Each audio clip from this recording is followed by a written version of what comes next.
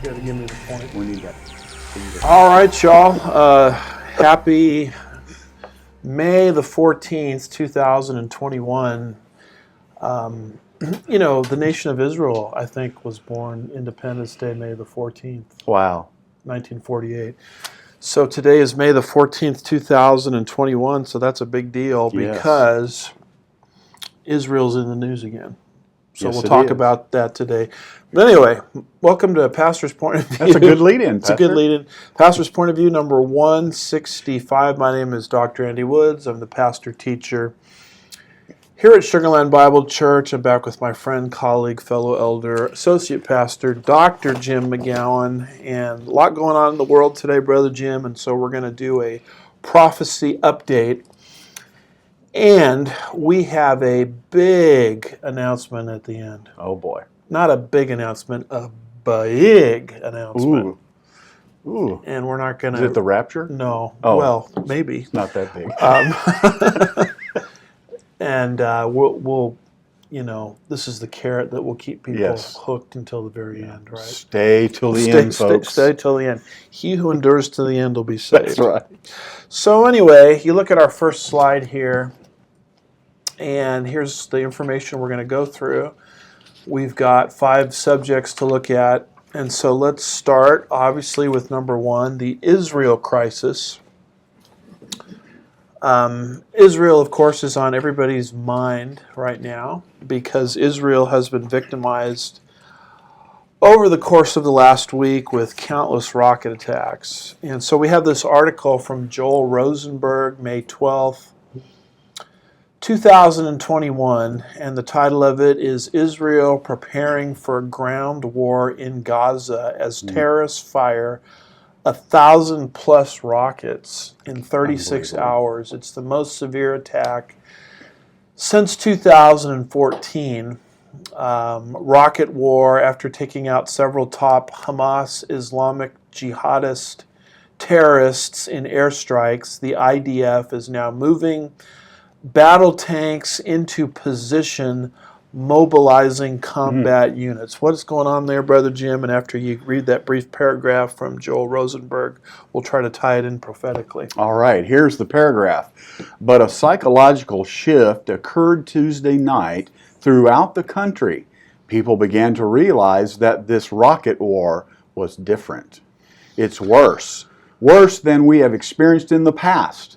Palestinians in Gaza are being held hostage by the Hamas terror regime that uses them as human shields and is creating hellish conditions no man, woman, or child should have to endure. Now, we like quoting Joel Rosenberg because he lives there. Yes. So he's on the ground.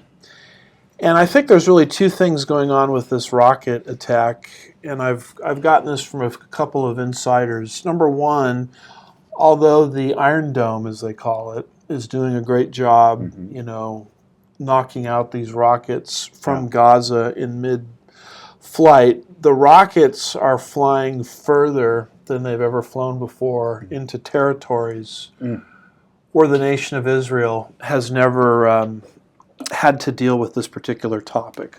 Wow. Not topic, but issue is a better word. And the other thing is, according to this article by Joel Rosenberg, the Israelis now have on the table, let's move into Gaza and let's just go to war against Gaza. And that's sort of a move that's probably has more intensity to it, than any time since 2014. Now, I've gotten a lot of emails saying, is this Armageddon? Is this the Gog-Magog war? No, we're futurists here. We believe that those prophecies will be fulfilled after the restrainer is removed. Right, yes. After the rapture and the 70th week of Daniel begins, but we think they're largely stage setting for the tribulation period. We've got a couple of pictures here, by the way, of the rocket fire there. You see the fire happening in the land of Israel. Wow. And I did find this interesting post. I think I found this on Rosenberg's article. It's just got someone's phone there in Israel, and it's got all the red alerts that you would see if you were dialed into this particular map, or app, I should say, Wednesday, May the 12th, just a couple of days ago.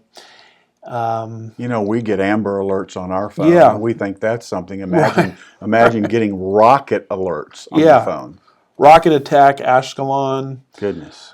Rocket attack, some of these other areas. And so that's what's showing up on the phone of Israelis. Good gracious. I think this kind of thing brings to an end what we call the two-state solution. Yeah. So let's put up this map here. Here's a map of the land of Israel. And you might be able to see on that map Judea and Samaria. That Judea and Samaria is really the name of the game in the international community. The international community thinks if Israel just gave up Judea and Samaria and they had what's called a two-state solution and gave that territory to the so-called Palestinians, and everything would be hunky-dory. So they're going to go back then. If they do that, they're going to go back with their liquid paper, and they're going to liquid paper out everywhere. They said we're going to push them to the sea and annihilate them. Yeah, you just pretend like that never. But we never said they that. never said that. But they've already tried this two-state solution in that area there to the southwest, that little area. It's called Gaza. Yeah.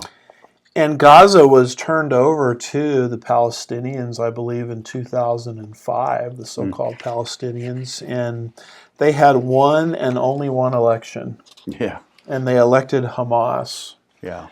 And ever since that point in time, the enemies of Israel have used that little beachhead to launch rockets into the land of Israel, which is what's been happening all this last week. Yeah. And dig tunnels. And dig tunnels, tunnels of terror. Yeah. In fact, we were in Israel when kidnappers came through Gaza into the land of Israel and kidnapped a couple of children, that were coming home from school.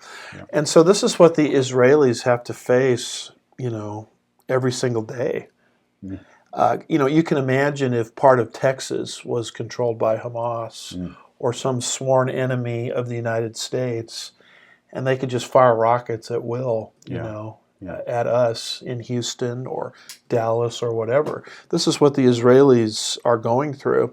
So I guess my question is, if the two-state solution didn't work so well with Gaza, with that little area down there, why would we think it would work with the big area? Yeah, let's give them this big area. They just need more opportunity. Yeah, called Judea and Samaria. Wow. But we do believe it's prophetically significant in this sense. It's setting the stage for Daniel 9, verse 27. Can you read that verse to us? This is the key verse that gives us the outline of the tribulation period. All right, Daniel 9:27, reading from the New American Standard 95 Update. And he will make a firm covenant with the many for 1 week, but in the middle of the week he will put a stop to sacrifice and grain offering.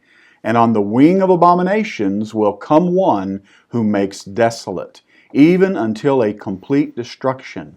One that is decreed is poured out on the one who makes desolate. And we have that verse in a graphic form here. It says Daniel 9:27, the overview of the tribulation period, a 7-year period. And we've gone over this many times. I won't repeat it all, but you'll notice what starts it following the removal of the restrainer or the rapture is a covenant between the Antichrist and unbelieving Israel. So people want to know, where does these weeks' events fit into prophecy? That's where it fits. Because in order for Israel to have an incentive to reach out to the Antichrist to guarantee Israel's survival, which is what will start the 7-year clock or countdown, Israel has to be in a place of vulnerability. Yes. And there's nothing that will put Israel in a greater place of vulnerability than when her sworn enemies are using Gaza as a beachhead to destroy her. Right.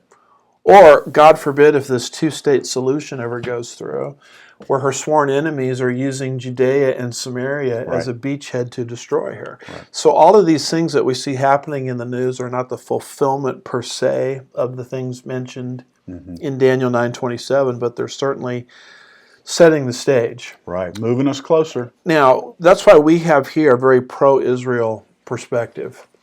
That perspective, Brother Jim, is not being embraced. Here we No. have this article from Haaretz.com, May the 13th, 2021. And as we're here at Sugarland Bible Church giving a pro-Israel national security perspective, we read this headline, Pro-Palestinian Rallies.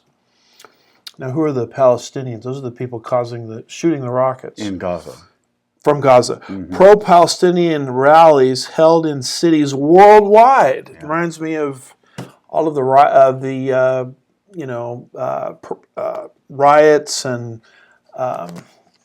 demonstrations that took place in the wake of the George Floyd incident, remember? Yeah, it does. Pro-Palestinian rallies held in cities worldwide in the wake of Israel-Hamas flare-up. The Israeli consulate in New York was evacuated Tuesday, in New York, ahead of nearby protests attended by hundreds of pro-Palestinian demonstrators. What does this article say? All right, a flurry of pro-Palestinian protests have been held in cities across the world, including New York, London, Barcelona, Cape Town, and Sydney, as the latest Gaza-Israeli flare-up has fueled passions globally. In Spain alone, nearly 24 cities are hosting pro-Palestine demonstrations this week. There were also counter-demonstrations in support of Israel in several places. As of midday Thursday, 83 Palestinians and 7 Israelis had been killed since Monday after Hamas launched a barrage of rockets into Israel, and the Israeli Defense Forces responded by bombing multiple targets in Gaza. So here's Israel trying to deal with this situation, and worldwide demonstrations are condemning Israel for defending herself. Pro-Palestinian. Yeah, pro-Palestinian. Now, before we came on the air, we were back in the office staff prayer meeting. You brought up an interesting point about the youth of today. Yeah. Actually, it wasn't you that brought it up. It was one of the parents that come to our church. And basically they were saying that all the youth, like junior high and below, maybe even high school age, are all now taking the side of the Palestinians rather than the Israelis. Yeah. What do you make of that? Well, again, I was thinking about, as I think about all that's going on in our world right now, and how what you're seeing is the youth of today are all moving in a leftward mindset. Yes. And I started thinking, well, that seems very familiar to me. And I started thinking about my upbringing in the 60s. In the 60s, it was the drug culture that was the predominant theme across America. And although you may not have participated personally in the taking of the drugs, well, you wanted to look like that. You wanted to wear the same kind of clothes. You wanted to have the same kind of haircut. All those kinds of things. It was very faddish. You may not know anything about drugs, but you still wanted to sort of fit in with a group. And that's what I'm seeing happen today, is all these things, transgenderism, all the different sexual identity things. Now we're talking about the pro-Palestinian stuff. All of this is faddish, if you will, amongst the youth. I don't think any of them really understand what's going on. And a lot of it is they're arguing that they're using the same argument against the United States, that the United States started as an oppressive regime. Right. And they view Israel as an apartheid state. More on that in just a second. And they think that they're, in solidarity with the freedom fighters. Right. And so they have a very perverted, distorted understanding of the Middle East. Yeah. Well, I just think that there's an appeal being made to the natural, innate tendency of teenagers to want to rebel against what they see as the establishment, and this fits the bill for them. Yeah. So when your kids come home with Palestinian flags and they start talking anti-Israeli, don't laugh. Mr. and Mrs. America out there, grandmas and grandpas and mom and dad, don't be shocked. Yeah. Because this is where the youth movement of today is headed. Yeah. And we need shows like this and others to get them in a right thinking mindset on this. Well, that takes us, what a beautiful segue. Didn't even plan that myself. We go from there right into number 2, anti-Semitism. If people will go back and review Pastor's Point of View number 163, we went through a little bit out of Revelation 12. essentially, explaining 163, pastor's point of view, 163, essentially explaining how it's a satanic agenda to wipe Israel out. Yes. Because if Israel is gone, there's nobody left at the end of the tribulation to call Jesus back to the earth and launch his kingdom. Right. And Satan remains the prince and power of the air. Yeah. So we have today not just a crisis with Israel, but we have number 2 here, anti-Semitism. And we have this congresswoman from Michigan who is and sorry for the length of this article. This is the longest article that we have today. It goes about a page and a half on our notes. But I wanted to read this because it shows you the outrageous, slanderous, and libelous lies that are being waged against Israel as she is fighting for her very freedom. This is Congresswoman Rashida Tlaib of Michigan. Yeah. And she, along with some of the others, OAC, or is it AOC? I might get it backwards. Gang. Yeah, the gang. Yeah. Trump used to call them the squad. Squad. Not OAC, AOC, and who's the other one? There's a third one there. An Omar. Oh yeah. And they're nothing more than activist radicals. Oh, absolutely. And they're some of the most anti-Israel, anti-Semitic, pro-Islamic, pro-communist people that you could have in government. Yes. And notice what happened here. This comes from Robert Spencer's Jihad Watch, May the 9th, 2021. It's an article by Hugh Fitzgerald, and it's entitled Rashida Tlaib Falsely Charges Settlers with Setting Fire to Palestinian Land. Yeah. So it's Israel's fault. Yes, of course. All right, so what's this article about? All right. Stay with us, folks. It's a long article. Rashida Tlaib has gone on a rampage again. She's accused Israel of apartheid and stealing Palestinian homes. So far, so predictable. But now she's added a new charge, that Israel has deliberately been setting fires to Palestinian land. A report on her latest outburst is here at top U.S. Jewish groups call for Rashida Tlaib to remove falsehood about Israelis setting fire to Palestinian fields, which came out May 6th. And let me continue. A leading U.S. Jewish group called Congressman Rashida Tlaib to remove a tweet that accused Israel of apartheid and stealing Palestinian homes and burning their lands as she shared an account of Israelis setting fires to Palestinian fields that was retracted by the Israeli NGO that originated it. At Rashida Tlaib, you shared a falsehood about Israeli Jews setting fire to Palestinian fields. This is this NGO group, I guess, responding to that. The ugly claim has been retracted. You're a member of Congress. Take down your tweet. Or is it okay to perpetuate untruths when they fit your political agenda? ? And close quote. And that came from the American Jewish Committee, and that was tweeted on Thursday. Continuing. On Wednesday, Tlaib retweeted an article about fires near the Palestinian village of Burin, drawing from a Palestinian media source and a May 4th tweet by the left-wing NGO B'Tselem, which shared a photo of the flames and blamed Israeli settlers. Stealing Palestinian homes and burning their lands, the actions of an apartheid state. We cannot stand by and watch this happen, Tlaib wrote, tagging the account of a U.S. Secretary of State, Anthony Blinken.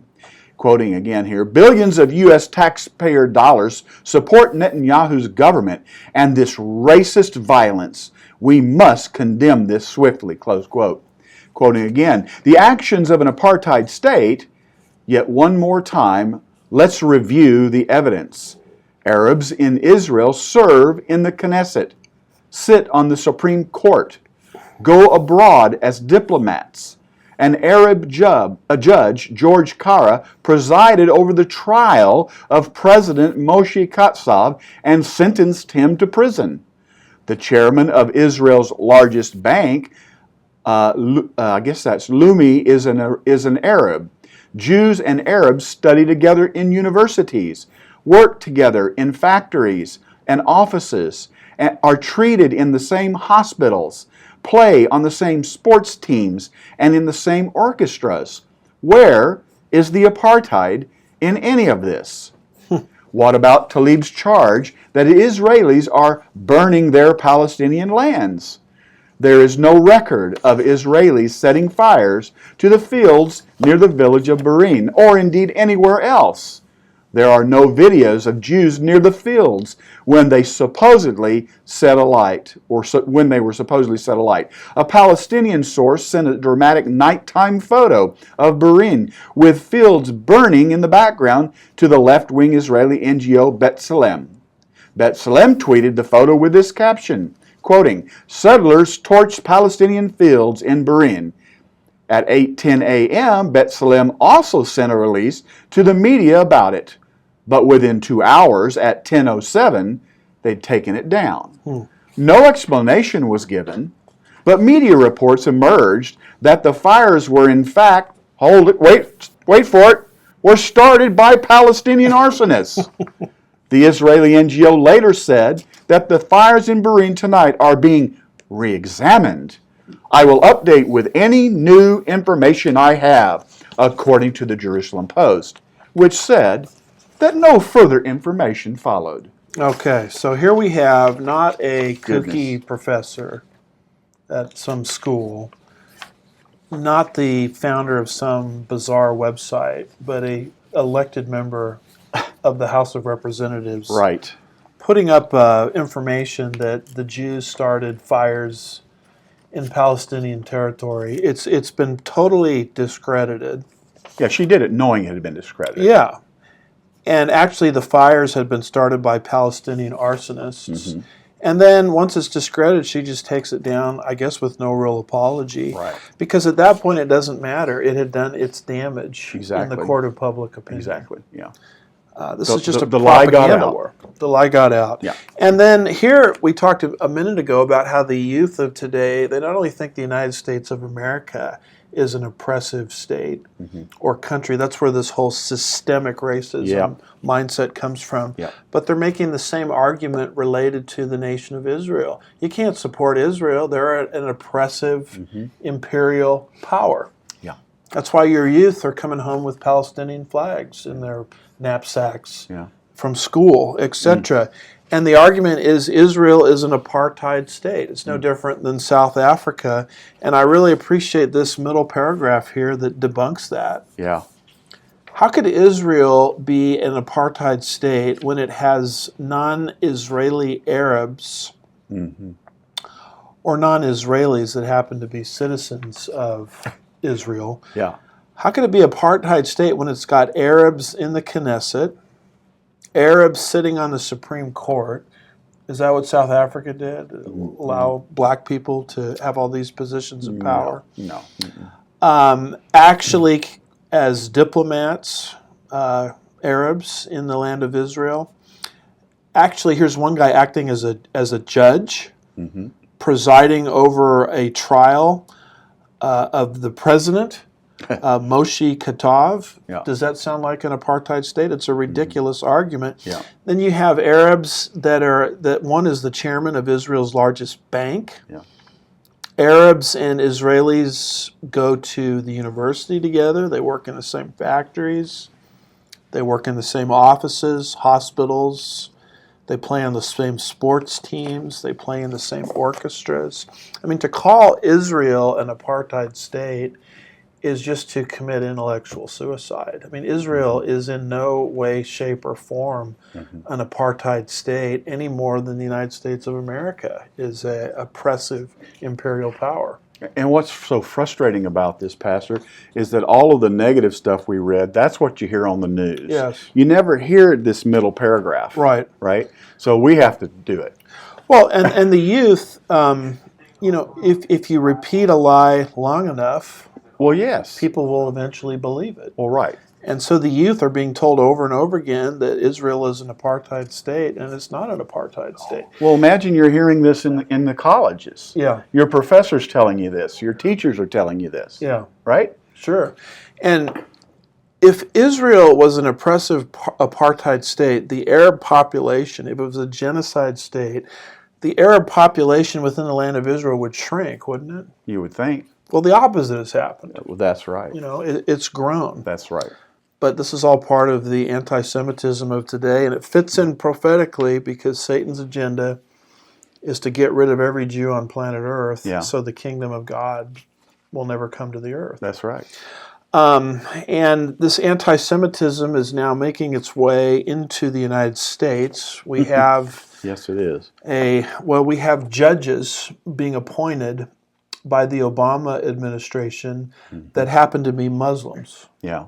So you'll notice this other article here from Jihad Watch, May the 11th, 2021, by Christine Douglas Williams. The title of it is Controversy Erupts as Senator Asks First Muslim Nominee for Federal Judgeship about Sharia law. This was someone that the Biden administration just nominated for the federal district court, who also happens to be a Muslim. Yeah. Right. What does that article say? So this senator's asking this candidate or nominee about his understanding of Sharia law. Now, before I read this, isn't there something in the Islamic belief system with regards to telling lies? Yes, there is. Let's just mention that. Let's mention that. It's called taqiyya. Oh, you're already on top of it, right? Where you are actually allowed to lie as long as it's advancing the cause of Islam. Yeah. Yeah. That's why when a Christian and a Muslim sit down for interfaith dialogue, we cover that issue, haven't we? Yeah. They're not playing by the same rules. Right. The Christian is bound by the 10 Commandments, one of which is thou shalt not lie. The Muslim isn't. Yes. Now, I'm sorry, I didn't mean to jump ahead in your notes. I didn't know you were going to talk about Good that. stuff. But I think it's important to know that before we read this article. It's very important. Now, here's the article. Listen to this. Joe Biden nominated the first Muslim American in history as a candidate for federal district court judge. Zahid Qureshi was among a diverse slate of 11 judicial nominees put forward by Biden. Last month, Qureshi went before the Senate Judiciary Committee as part of the selection process and was asked by committee chair Senator Dick Durbin, a Democrat, here's the question, what do you know about Sharia law? Qureshi answered that he knows, quoting, nothing about Sharia. Yeah. Nothing? I know something about Sharia, and I'm not even Muslim. How can any human being say they don't know anything about Sharia law? Sorry to interrupt you. Taqiyya. Yes. Nothing? Virtually everyone knows something about the Sharia. In his position, Qureshi is likely to know a lot and was probably fibbing. That's a nice word, fibbing, isn't it? And not in an intelligent way either. It isn't possible that a man of his standing, who, quote, has served as a military prosecutor and army captain in Iraq, as an assistant U.S. attorney, who has tried cases of public corruption, organized crime, and financial fraud, and as a white-collar criminal defense lawyer, close quote, would know nothing about Sharia. One thing for certain. Sharia is incompatible with American law and, in fact, incompatible with every free society. Now, this last sentence, Sharia is incompatible with American law and, in fact, incompatible with every free society. Yeah. Here's the truth of the matter, folks. The principles of Sharia law don't harmonize at all with the principles of the United States Constitution. In fact, remember Ben Carson a few years back said that and was just dogpiled on by everybody, including Mr. Skyhook himself, Kareem Abdul-Jabbar. I remember Kareem, a Muslim, calling Ben Carson deranged. Yeah. And yet, what Ben Carson said is exactly correct. I don't have it in my notes, but you can Google it and find it online. It's an article by William Federer. I believe he I read it on WorldNet Daily a number of years ago, and he goes through, 15 reasons why Sharia law and the United States Constitution do not mix. Yeah. And so that's a question that should be asked of any Muslim. When you're appointed to this position, and now you have a Biden appointing Muslims to the federal bench, which, by the way, is a lifetime appointment. Yeah. Mr. Muslim, when you get onto the bench and you have your lifetime appointment, who are you going to be loyal to? The U.S. Constitution or Sharia law? And for him to say, I don't know anything about Sharia law, is taqiyya in operation. Yes. And I think Durbin, a leftist, who asked this question, knew exactly what he was doing. He was trying to take the issue off the table. Exactly. So, exactly. Yeah. And by the way, this particular individual, I can't pronounce his name. How do you pronounce it? Qurashi. Qurashi is not the first Muslim to be appointed to a high level of government. We have Keith Ellison. We have a picture of him here. Keith Ellison, born 1963, now here it's was, because he's no longer in this position, is the U.S. representative for Minnesota's 5th Congressional District, serving since 2007. He is a member of the Democratic former Labor Party, the Minnesota State Democrat Party affiliate. The district centers on Minneapolis and surrounding suburbs. So I've got my facts right. I think this is now not Talib's district, but I think it's now Omar's district, if I've got my facts straight. Ellison is a co-chair of the Congressional Progressive Caucus and chief deputy whip for the 113th Congress. Ellison is the first Muslim to be elected to the Congress. Now, the last time I checked, he is now the AG or Attorney General for the state of Minnesota. So I want people to understand what's happening in terms of anti-Semitism. You have Muslims quietly taking more and more positions of authority. In this latest case, with the assistance and the blessing of the Biden administration, and they're telling you that they don't know anything about Sharia law, which has to be an outright lie, because I don't know how any Muslim can say they don't know anything about Sharia law. And so what's happening is we're now elevating people to positions of authority that potentially are loyal to another source of authority outside the United States Constitution. Exactly. Yeah. And this is contributing to anti-Semitism. And guess what, Brother Jim? The Jews are worried about it. Here's an article from timesofisrael.com by David Crary, May 11th, 2021. It says, a Pew survey of American Jews shows worries about anti-Semitism are widespread.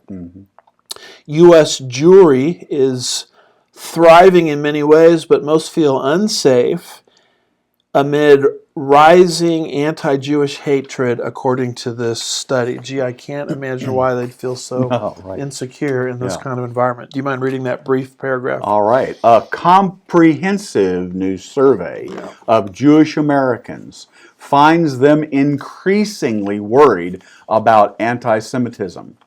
3/4 of Jewish Americans say there is more anti-Semitism in the U.S. than 5 years ago, and 53% say they feel less safe. Jews who wear distinctive religious attire, such as head coverings, are particularly likely to feel less safe. Yes. So, Israeli crisis, prophetically significant. The rise of anti-Semitism, even here in the late great United States of America, prophetically significant as well. Let's go here to something else that I think is very significant. It has to do with global persecution. The legal winds are shifting around the world, where people are being literally criminalized and prosecuted for simply expressing obvious common sense biblical Christianity. Right. Now, last week in PPOV, actually it wasn't last week, I think it was a couple weeks ago, in PPOV number 163, remember we talked about the politician from Finland Yep. who, wrote a pamphlet expressing Judeo-Christian sentiments.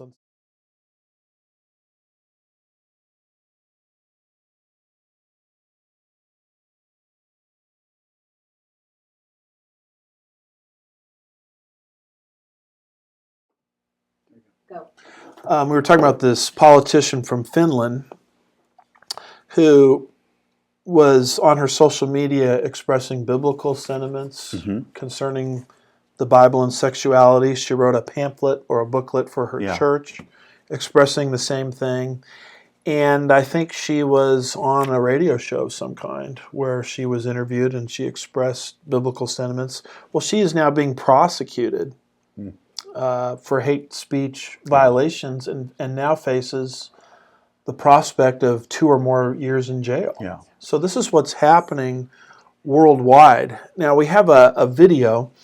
It's a short clip. It's just a tad over 2 minutes, and it's basically put out by Sky News in Australia, and they're describing what's happening in the UK, the United Kingdom. In fact, the title of this is "Pastor Arrested After Citing Biblical Marriage Definition the title of this article says, in a vile attack on freedom of religion." And before we play that video, do you mind reading that brief paragraph? Yeah, let me read this. Spiked online editor Brandon O'Neill says the recent arrest of a 71-year-old pastor in the UK for alleged hate speech is a vile assault on freedom of religion. The pastor in Britain was handcuffed and arrested by police for alleged hate speech after talking about the biblical definition of marriage, that marriage is between a man and a woman. Quoting, "It's a grotesque situation," Mr. O'Neill told Sky News host Andrew Bolt. "He was just reading from the Bible. He was citing the Bible's definition. Some people reported him for hate speech, and then he was arrested in a pretty violent way. This is a vile assault on freedom of religion and a vile assault on freedom of speech." So let's play, just for a couple minutes here, this video put out by Sky News. I want you to recognize, as this is being played, that this man is 71 years old. 71. And all he's doing is he's standing on a platform in a public place and he's proclaiming what the Bible teaches. And I want you to see how violently he is treated here by these police officers in the UK. So let's run that real quick. And look at this. We have a 71-year-old Christian preacher out in the streets talking about how the Bible taught that marriage was between a man and a woman. Yeah, if you don't like it, move on, go keep shopping. Police actually arrested him. They hit him. I think they kicked him if you look at the video, and they handcuffed him for alleged hate speech. They're arresting the dear man, look. They're arresting him. Come on,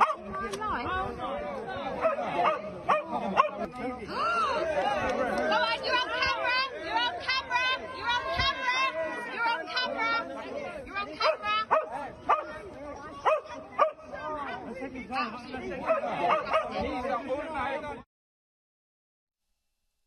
Absolutely extraordinary. Joining me from Britain is Brendan O'Neill, columnist and editor of the online magazine Spiked, which is a great read. Brendan, I would never have guessed that one day I would see footage like that from the country that gave us one of the greatest poems in defence of free speech by John Milton, made a tradition of it. In the name of compassion and of tolerance, police then attack and handcuffed a 71-year-old preacher for simply opening his mouth. What's happened to your country? Nothing good. I mean, it's a grotesque situation that happened to that preacher. You know, he was, as you said, he was just reading from the Bible. He was citing the Bible's definition of marriage as being between a man and a woman. Some people reported him for hate speech, and then he was arrested in a pretty violent way. This is a vile assault on freedom of religion and a vile assault on freedom of speech. And this is not the first time a Christian pastor has been arrested in the UK for saying things that are supposedly homophobic or supposedly offensive. We have a situation now where in Britain it is almost a speech crime to read the Bible in public, to profess the Christian faith in public. And that should worry everyone who believes in freedom of religion and freedom of speech. What's happening is that the category of hate speech is increasingly being used to control moral thought itself and the right of people to express their deeply held beliefs.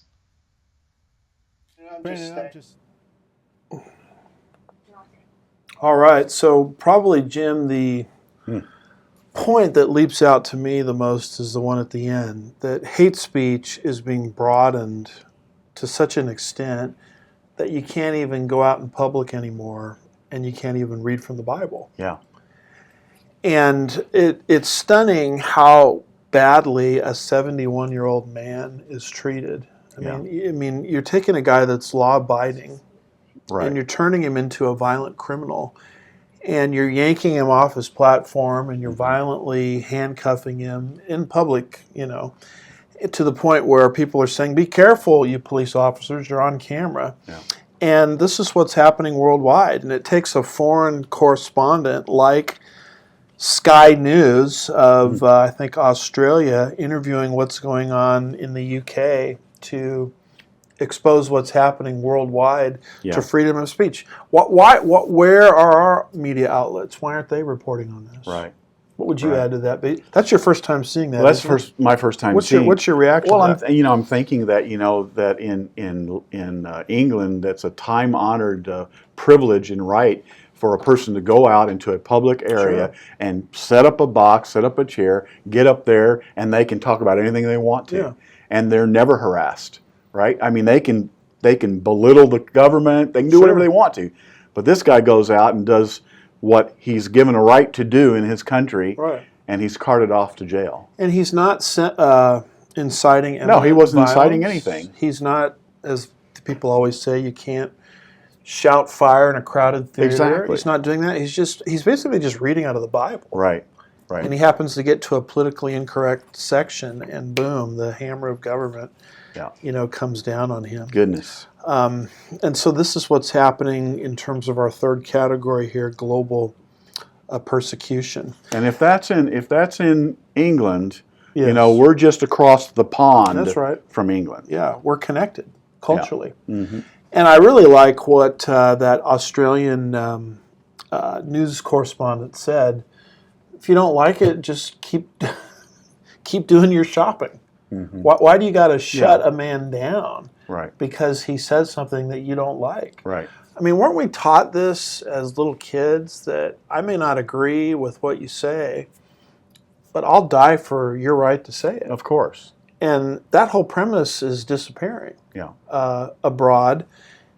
And this isn't the only area it's disappearing in. Well, and that's why we were saying that America's disappearing. Yes. Because that's a basic right. Yes. And this is why it bothers me when I hear Supreme Court justices say we're going to follow global opinion. Yeah. Oh, boy. Well, global opinion is moving in an anti-free speech direction. I don't want you to follow global opinion. I want you to follow the opinion of Madison, Jefferson, Benjamin Franklin, George Washington, etc., etc. Yeah. Maybe. Well, this calling for the eradication of rights, we also find with the Pope. No. In fact, we have a picture of the Pope there as he's speaking to a conference that we covered, actually, Brother Jim, a little bit about in Pastor's Point of View, number 162, called Vax Live. Remember that? I do. So it's a concert put together by all these entertainment types, and they brought the Pope in, and their whole premise is what they call vaccine equity. And they want to vax everybody. And they want to condition the world to receive this vaccination. And so they bring the Pope in as a religious voice because you have to have the voice of moral authority Yeah. to do what you want to do. I think the Pope, particularly this Pope, is really the religious voice of the New World Order, like I've never seen before. Yeah. And the Pope Right. calls for, in this particular article from Breitbart, May 8th, 2021, by Thomas Williams, the Pope calls for, and this language really disturbs me, temporary Oh boy. suspension of private or of property rights to vaccines, and he does it during this Vax Live concert. First of all, when government calls for temporary suspension of anything, it bothers me. But beyond that, the language temporary suspension bothers me, because we all know that when the government takes a right away, they never intend to suspend that right temporarily.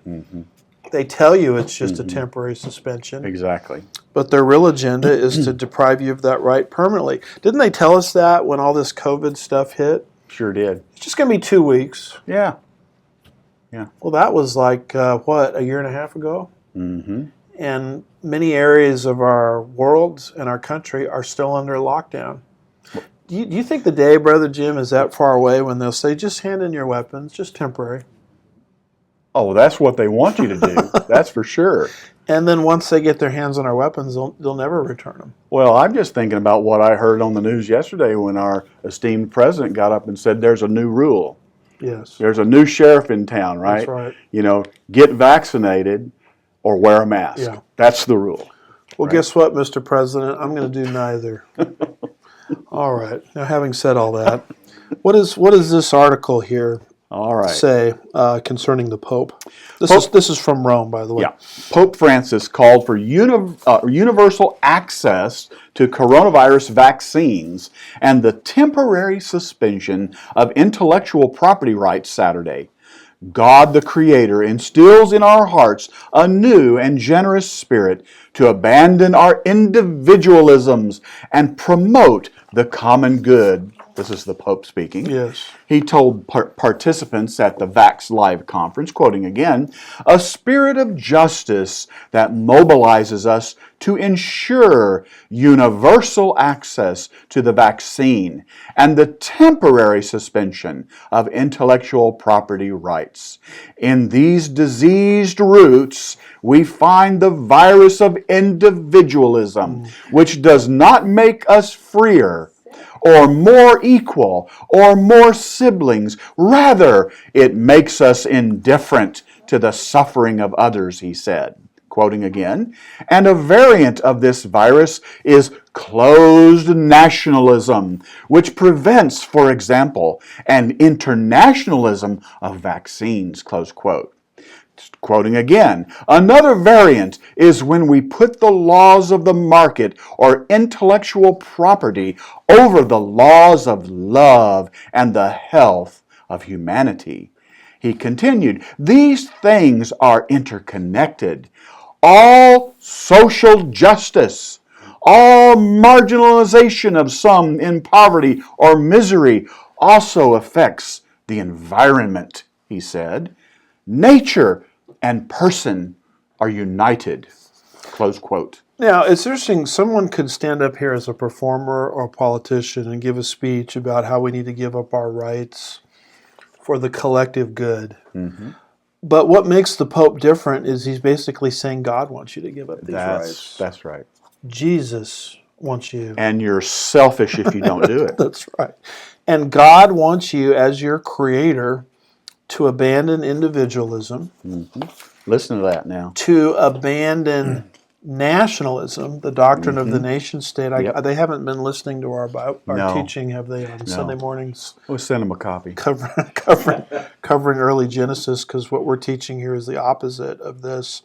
And we all need to come together for the common good, universal access, and then give up your property rights. Goodness. Oh, it's just temporary. He talks about a temporary suspension of intellectual property rights. So this is what they were doing with this Vax Live concert. They were bringing in the moral, religious voice to convince people to go this direction. The part of it, Brother Jim, that jumps out to me is that last sentence where the Pope said, quote, nature and person are united. Mm-hmm. Think about that for a minute. Nature and person are united. No, they're not. Yeah. Genesis 1 is very clear that God created man in his own image. Yes. Man is different than nature, and he put man in authority over the earth. That's right. Including the animal kingdom. That's right. It's all there in Genesis 1, 26 through 28. So what he is giving here is essentially paganism. It is. That's exactly what and it it is. has nothing to do with biblicism. Yeah, we need to change this picture, and we need to have a picture of Mother Earth behind him. Sure. Because that's what he's saying. Sure. And there we have it. This all goes under Wow. the category of global persecution. He's creating a religious scenario in which people must suspend temporarily, temporarily their property rights, their intellectual property rights, probably also their gun rights, Oh, definitely. their rights to safety within their nations, their border rights, to be protected by borders. We've got to surrender that in the name of common good. That's one world Marxism. That's exactly. And COVID-19 and vaccinations are just part of the picture. Yeah. God help. So let's move from there, Brother Jim, into our fourth category, because we might say to ourselves, well, that's just persecution happening outside our borders. It wouldn't happen here. No, it wouldn't happen would it? here. So we move here to number 4, to domestic persecution, and we have this article here quoting Sidney Powell. I like this article from WorldNet Daily by Bob Unruh, May the 5th, 2021. I like Sidney Powell. She was one of the great attorneys that was working very hard on voting integrity in the last election, which was really not an election, in my opinion. It was more of a selection. This total debacle, and she's still trying to bring the searchlight of truth through the legal system to that whole fiasco. But the title of it is Sidney Powell. This is what she says: America, and this is not a lightweight, we're quoting here. No. This is a high-powered lawyer. America is now a communist regime, she says. Wow. She says they're feeding lies to the American people every single day. What does that article say? Yeah, all I can say, citizen, do you have a bad taste in your mouth? It's because they're feeding you lies every single day. Amen. Here it is. One of the lawyers who fought without a lot of success to have evidence of fraud in the 2020 presidential election reviewed by the courts in America has delivered a harsh verdict on the state of the nation under President Joe Biden. She was interviewed on the Talk of Pittsburgh radio, the Rose Unplugged show. Quoting, "The world is absolutely upside down because this country is upside down," she charged. They're feeding lies to the American people every single day. Just the fact that they're saying Biden is president is a lie, because we've still got to resolve the election issue. The Gateway pundit explained, Powell said, "We are living under a communist totalitarian regime. If the voting machine companies had nothing to hide, they wouldn't be hiding anything." Earlier, she told Erskine Radio in an interview that there is, quote, "more than enough evidence in the public now to more than reverse the election in at least 5 states," close quote. Continuing, "There are all kind of precedent for fixing what happened in this election, from Bush versus Gore to other cases as well," she said. The Gateway pundit reported, Powell said the existence of fractionalized votes weighted in favor of Joe Biden, created by a computer algorithm, can be proved in multiple counties. And it could be proved across the country, she said, if anybody would issue an order allowing inspection of the machines. In this case, quoting, "It requires forensic evaluations of the machines and looking at all of the paper ballots. We already know that's not going to match up," she said. Quoting, "There were counterfeit ballots. People were saying, oh well, they did a full audit in Georgia. Well, If you just keep running the same counterfeit bill through the same counting machine, you're going to get the same result, close quote. So, my friend Brandon House, along with Mike Lindell, I think has produced now 3 documentaries demonstrating this voting fraud issue, not the least of which is the computer issue. Right. How our computer system was hacked into by foreign powers. Exactly. That particular night or the early morning, wee hours of the morning the next day on that particular election, denying Donald Trump the presidency. And I like what Sidney Powell says. She says they're feeding lies to us every single day just by telling us that Biden is president. Yeah. And then she goes on and she says we are living under a communist totalitarian regime. When you cannot have the ability to pick your own leaders, which is what representative government is, and it's what the United States is founded on, then the structure of your government is now different. And there's no nicer way to say it. And by the way, when they keep saying the courts won't look at the evidence, as if that proves anything. Well, it proves something, but it doesn't prove what they want it to Exactly. If I don't look at evidence, that doesn't mean the evidence isn't there. prove. Exactly. It just means I've chosen not to look at it. And the truth of the matter is you're hard-pressed to find any court that's actually looked at the merits of this case. That's right. Factually. What they've been doing, and it's very sad because this is not what Scalia did in Bush versus Gore. He and the Supreme Court at that time took it on. They took on the merits of the case.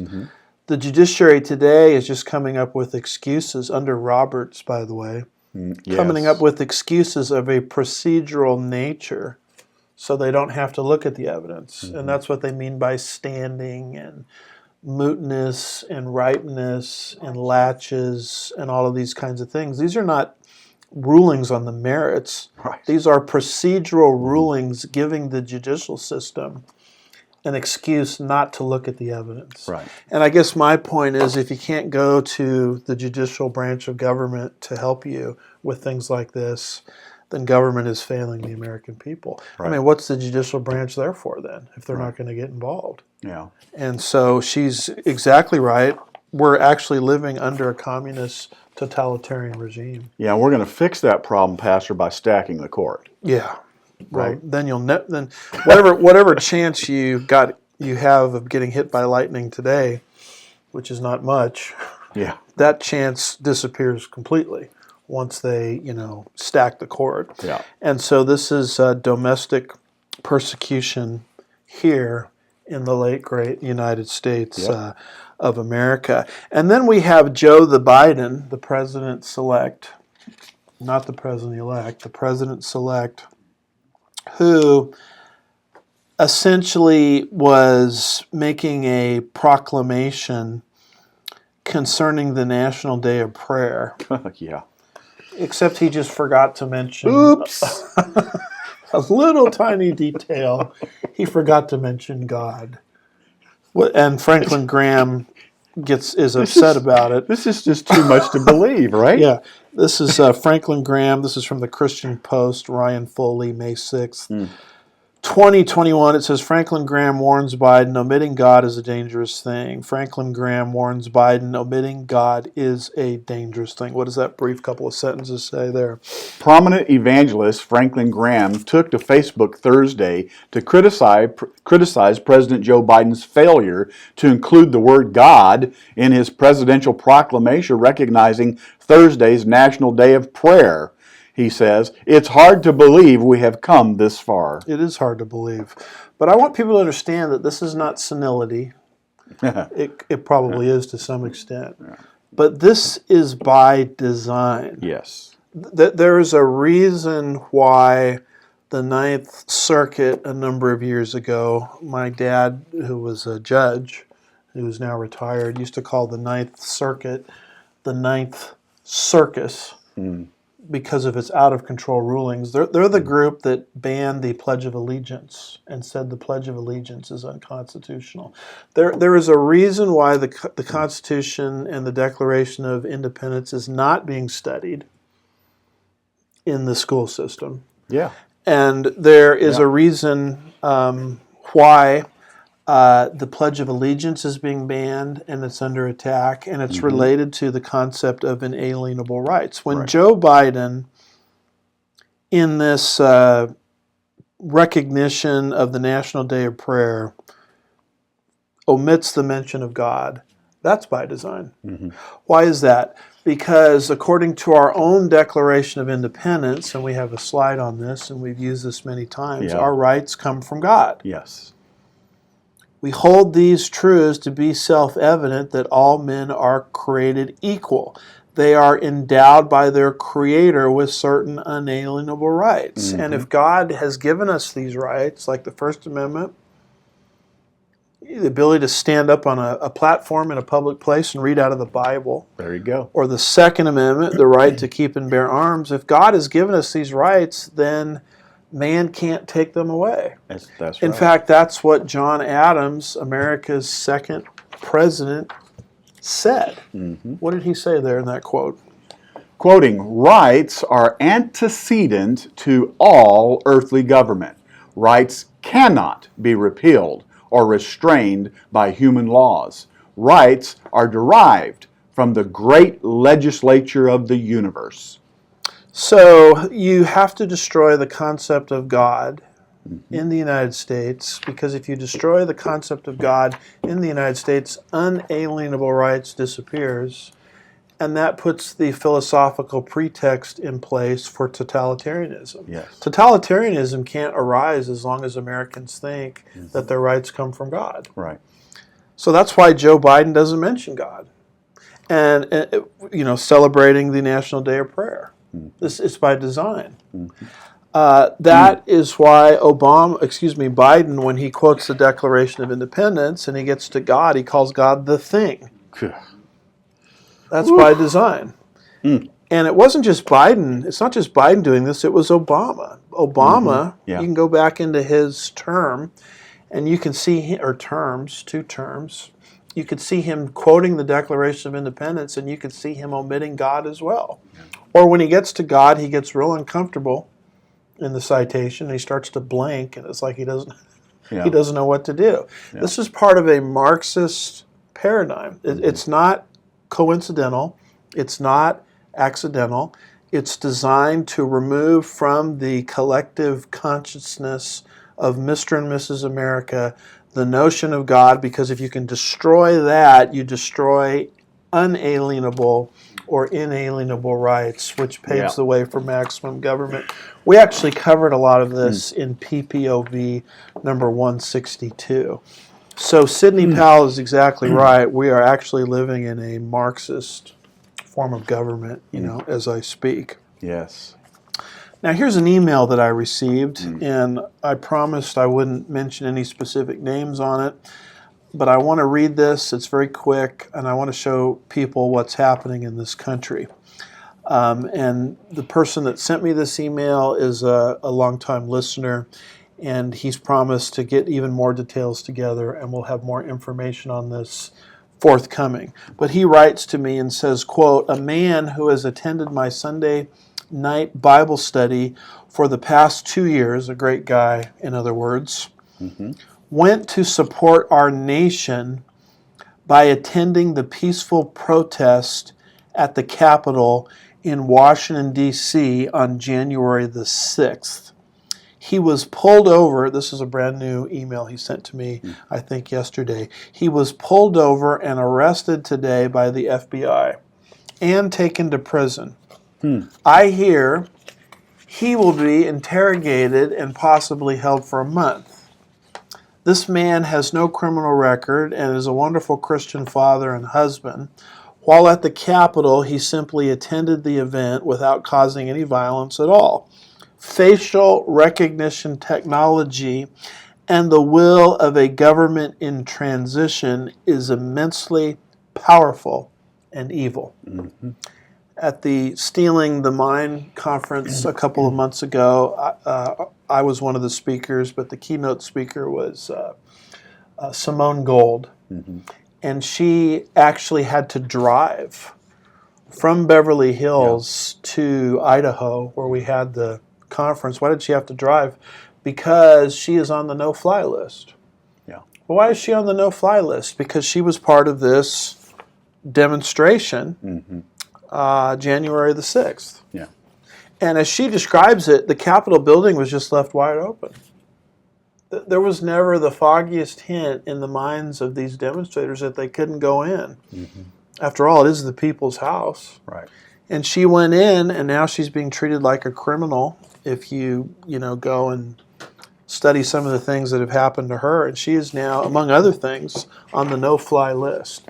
So when we talk about preachers abroad being banned simply for reading out of the Bible, you should not think that, I'm glad we live in the United States because things like that don't happen here. Yeah. They do happen here. They are happening here. And if Jesus doesn't come back soon or correct the ship, or if we don't have a massive uprising amongst the American people, these kind of things are going to get worse. Yeah, and this is not a unique situation. There are individuals who were arrested shortly after the protest, right? They are still, to this day, in prison without due process. Unbelievable. And they're not allowed to even post bail. That's just, where's the Constitution? Explain that to me. It's just disappeared, hasn't it? Has COVID caused the Constitution to be suspended? I don't know. I never got the memo. Something in the water. I don't know. I guess so. Well, I wish we could talk about this all day, but for the sake of time, let's get to our last category here on our prophecy update, and this is the apostasy of the church. Many of the prophecies in the Bible are yet to come. The stage is being set for them. That's why we started off with Israel. Yeah. But here is a prophecy that's happening today. It's in the right. church age epistles. And one of the great predictions of the end of the church age is that the church is going to run off the rails. You mean it's not going to be blessings poured forth and we're going to take over the world? And I wish that were true. But as you get closer and closer to the rapture, the church will lose its appetite for truth.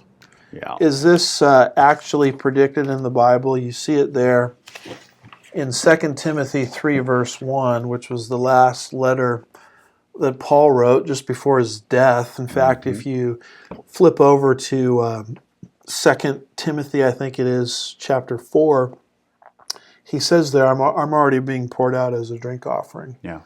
And the time of my departure is at hand. Yes. So he's getting real here. Yeah. I mean, he wants to tell you what's on his mind.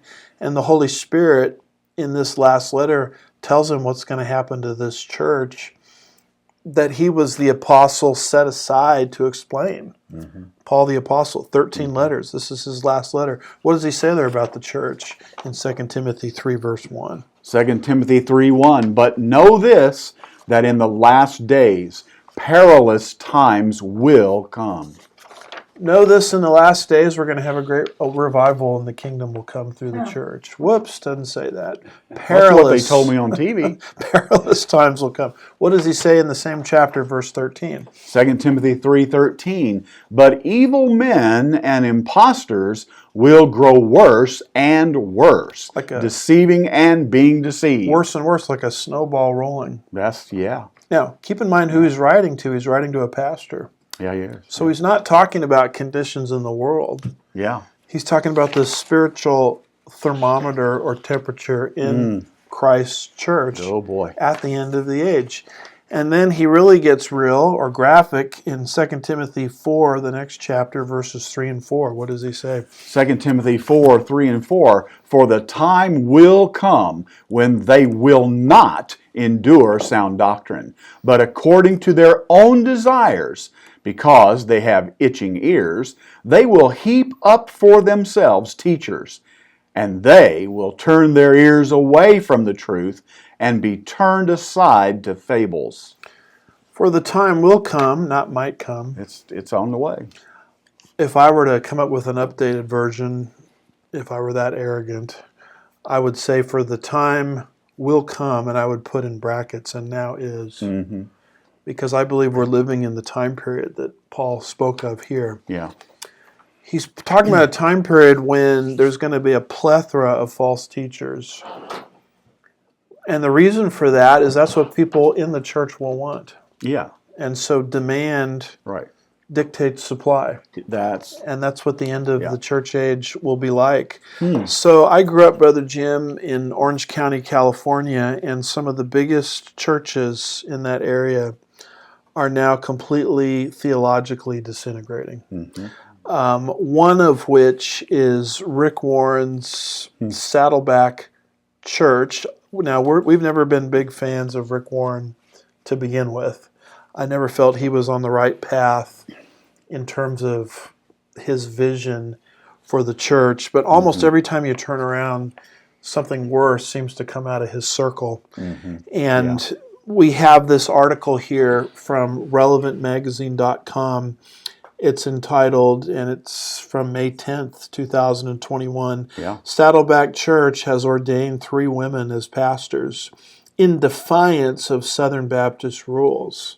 Forget Southern Baptist rules, in deniance of what God says. How about the Bible? What does that paragraph say? Last week, Rick Warren's Saddleback Church ordained 3 women as pastors, a first for the hugely influential megachurch.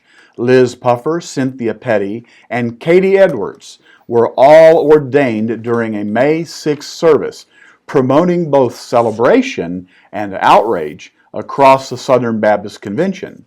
Saddleback's move was done in defiance of the SBC's official position, which forbids ordaining women.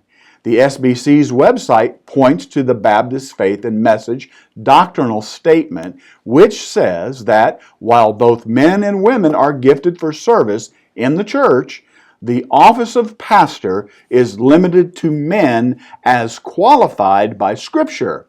A 1984 resolution adopted by the SBC stated that biblical teaching excludes women from pastoral leadership to preserve a submission to God requires, because the man was first in creation and the woman was first in the Edenic fall.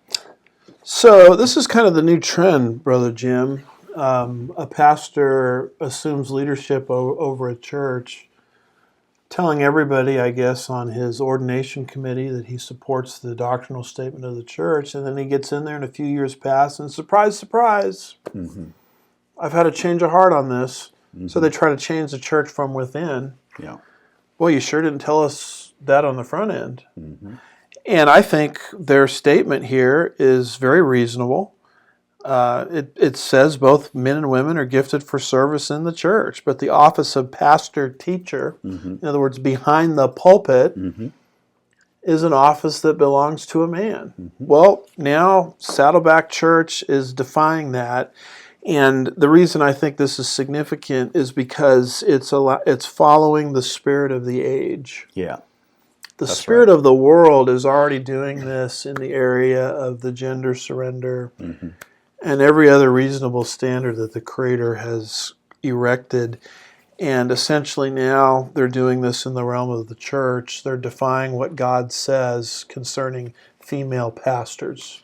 And I think their statement is a reasonable one, but even more important than their statement is God's statement on the issue. It's in a pastoral letter. And by the way, that pastoral letter was written by Paul to Timothy, related to how to keep the church in order. So certainly it should take precedence in our thinking on this issue, shouldn't it? Yes. A passage from this book. And what does God clearly say in 1 Timothy 2, verses 11 through 14? All right, 1 Timothy 2, 11 through 14, reading right out of the Bible. Amen. A woman must quietly receive instruction with entire submissiveness. But I do not allow a woman to teach or exercise authority over a man, but to remain quiet. For it was Adam who was first created, and then Eve. Verse 14, and it was not Adam who was deceived, but the woman being deceived fell into transgression. Verse 15, but women will be preserved through the bearing of children if they continue in faith and love and sanctity with self-restraint. So is there anything ambiguous about this? No. I mean, it basically says, I do not allow a woman to teach or to exercise authority over a man. And then he anchors his case in original creation. Just as they did here Yeah, in Southern Baptist Convention. that's right. And you can't use the cultural cop-out on this that, well, that was just the culture of the day. Exactly. Paul dials it back to God's original design in pre-fallen creation, which transcends culture. Yeah. And so you're not to have a female in the position of, I guess, what today we would call senior pastor behind a pulpit teaching men or teaching a mixed audience. Right. I don't even see any room here for having so-called co-pastors. Right. Or kind of this new trend where the pastor kind of steps aside and his wife comes up to the pulpit and she starts thundering away. Yes. You're outside of biblical parameters when you do this. Now, having said all that, people will get mad and they say, well, you don't think women have any role to play in the church? Well, that's nonsense. Absolutely. In fact, their statement here, their 1984 statement, says that both men and women are gifted for service in the church. So if you go to Tom Constable's online notes at soniclight.com, and you look at his 1 Timothy notes, he's got an appendix in the back where he shows every time in the Bible where God uses a woman. God uses women all of the time. Absolutely. It's overwhelming when you look at that amount of biblical data. But here is something that's off limits. Right. And Saddleback Church and all of these other churches are just running roughshod right over what God said. And we're going to pay a huge price for it in the area of deception and countless other things. And before we get the negative cards and emails about this issue, Yes. we need to remind people that Christianity has done more for the elevation of women since the beginning of the world than any other religion. Go to a country where their Christianity has not penetrated the culture and see how women are treated. Oh, yeah. And so the Bible is not anti-woman, but Not at all. it gives certain parameters. And apparently Saddleback Church and Rick Warren, they're just discarding those. Well, God didn't choose a man to give birth to the Jesus, did he? That's right. That's right. He chose a woman. That would be one. Yeah. That would be one of the examples in Dr. Constable's Women are pretty list. important. That's right. Now, on this subject of the apostasy of the church, here we have Brian Broderson of Calvary Chapel. Now, I always want to be careful here because there's a split in Calvary Chapel. Yeah. So he represents now a segment of Calvary Chapel. He doesn't represent the thinking of every single Calvary Chapel pastor. In fact, the Calvary Chapel pastors I know would be vigorously opposed to what he is saying here. But having said all that, he is the heir to the mothership Calvary Chapel Costa Mesa, pastored by the founder of the entire movement, who is now with the Lord, Pastor Chuck Smith. That's why you can't ignore what Brian Broderson is saying. And he has moved into, here it comes, Brother Jim, the already not yet view of the kingdom. Oh, boy. And this comes from the Facebook page of one of his associates there who was posting this, basically saying what he was saying here was right. In other words, this is a cheerleader. And so this is a comment that comes from one of his recent sermons. And what does he say here? In a culture that puts rights, self, and lifestyle above everything else, we can represent Christ by suffering wrong, entrusting ourselves to the one who judges righteously. The world is longing for an alternative, and we followers of Jesus are citizens of an alternative kingdom. Let us invite others to the kingdom that is already but not yet. Let us invite others to the kingdom that is already but not yet. That's the already not yet view of the kingdom. And let me tell you something about the already not yet view of the kingdom. Wherever the already not yet view of the kingdom goes, in my experience, it destroys the subject of eschatology. Yeah. you will almost never hear a pastor who is a promoter of the already not yet view of the kingdom say anything positive about the rapture. Mm-hmm. When the rapture comes up, it's usually to critique it or to criticize over exaggerations of it, but it never to promote it. Right. And the already not yet view of the kingdom does this. Why is that? It's very simple. You have to understand what they mean by already not yet. What they believe is Jesus is not at the Father's right hand today. Mm-hmm. He's not functioning as high priest only at the Father's right hand. He is on David's throne in heaven, orchestrating an invisible spiritual kingdom through the church. Mm-hmm. And of course, they believe he's going to come back and usher in the not yet phase, but we are in the already phase today. So if you are in the kingdom now spiritually, then what hope is there of being rescued out of Satan's wicked, evil world through the rapture? The whole concept disappears. Right. And the focus of the church then becomes taking control or influencing the structures of society to make this world a better place. And once you move into that direction, then the whole concept of the blessed hope starts to get, maybe not denied, but significantly marginalized, significantly watered down. Yeah. George Gunn of Shasta Bible College, in a recent article that he wrote, demonstrates how the belief that the church is the kingdom post-Augustine essentially destroyed the doctrine of the pre-tribulational rapture. What does his quote say here? Interestingly, references to John 14, 1 through 3, Which is our first rapture passage of Yes. the church. virtually disappear when perusing the writings of the Nicene and post-Nicene fathers. This is a bit surprising, given the abundance of material in these latter writers when compared with the Ante-Nicenes. I would assume that with the rise of Augustinian amillennialism and its optimistic interpretation regarding the present arrival of the kingdom of God, the kind of hope held out in John 14, 1 through 3, ceased to hold relevance. So once Augustine comes on the scene in the 4th century and begins to argue through his book, The City of God, that the church is the kingdom, then the church stopped looking to the rescue operation of Jesus, of the church, to rescue us out of the world that is mentioned there in John 14, verses 1 through 3. So Broderson, and we've dealt with this in Pastor's point of view number 4 and number 7, began to say things at prophecy conferences like, stop beating the prophecy drum so aggressively. And essentially began to tell everybody in the Calvary Chapel movement to quit talking about prophecy so much.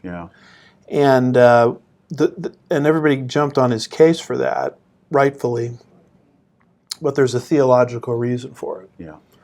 The reason for it is he has already bought into the already not yet view of the kingdom. And when there's an already not yet view of the kingdom, the study of prophecy disintegrates. By the way, I try to document this in my book. Well, I was going to ask you, Pastor, how are we going to find a way to to counteract this issue of this not yet already garbage? Yeah, that's right. Well, in my book, The Coming Kingdom, I try Which would be this, which right? would be here. I try to set forth the doctrine of the kingdom as being something exclusively future. You know, we're not in the kingdom right now. We're in the church age. And not spiritual. And not spiritual. And then the section of the book that deals with that is so what? And in chapter 23, I explain very clearly that the belief that the church is the kingdom destroys eschatology. And that's what you see here with Brian Broderson. That's why he's saying to tone it down. Don't mention the Gog-Magog invasion as frequently. And so what people miss is the larger issue as to why eschatology in his circles is being demoted. Well, you reinterpret the definition of kingdom when you do that. That's right. So if you're in a church, folks, that is using already not yet language, you have to understand that you're in an environment that's not healthy, and you ought to think about a new church. You need to already get out of there. That's right. So let's end with Brother Jim with a note of optimism. That's Do you have always fun. Titus chapter 2, verse 13? Yes, sirree. Titus 2:13, we're looking for the blessed hope and the appearing of the glory of our great God and Savior, Christ Jesus. So even though we've got all these categories that we looked at today, we still want to end on a note of hope Yes. and a note of optimism because Jesus is coming soon. Come, Lord Things Jesus. are not falling apart, they're falling into place. In fact, Amen. somebody sent me a very nice bookmark, if you can see it Yes. from there. It says Pastor Andy in the back, and it says the world, and it's got the O like the globe. Yeah. The world isn't falling apart, it's falling into place. And it says here a quote from Pastor Andy Woods. I got a bookmark too, but All right. I didn't know he was bringing his in, so I didn't bring mine. Now, I'm not the originator of this quote. I heard it from somewhere, but I guess it came out of my mouth, so this person thought I came up with it. But the bookmark is appreciated nonetheless. By the way, we also got, I think we have a picture of it, a very Oh my goodness. nice quilt. Two. Two of them. Two of them. One for you, one for me. One for me. The American flag embroidered on it, and it's from Trish, and she says, I have learned, she says, pastors, I have learned more about our country from the two of you than I ever did in school. Thank you both for all you do. Hey, Trish, my daughter does that kind of thing, and she looked at your handiwork, and she said it was outstanding, so thank you. And I did say we have a big announcement, didn't I? Uh-huh. Well, here it is. Dun, dun, Here's the dun, big dun, dun, announcement. dun. Hopefully this is worth your wait. My book on Babylon is due out. It's 100 pages, put out by Dispensational Publishing House. It'll be out imminently. And the title of it is Babylon, the Bookends of Prophetic History. It's going to take you from the Tower of Babel and take you all the way to Revelation 17 and 18 and show you that Babylon is destined to be rebuilt in the last days. Awesome. And it's got the gospel at the end. This is something that you can give out to your friends to get them saved if God chooses to use this. And it's a Bible study teaching you how to interpret Revelation 17 and 18. And it's not the allegorical interpretation. Great. So We need it. I would remind you to follow us on Facebook, YouTube, Twitter. Also follow us on Rumble. This presentation is going to be uploaded onto YouTube and Rumble momentarily. And we're also on MeWe, Parler, and Telegram. So at this point, we'll sign off. Thank you for listening. God bless you. Have a great week or weekend.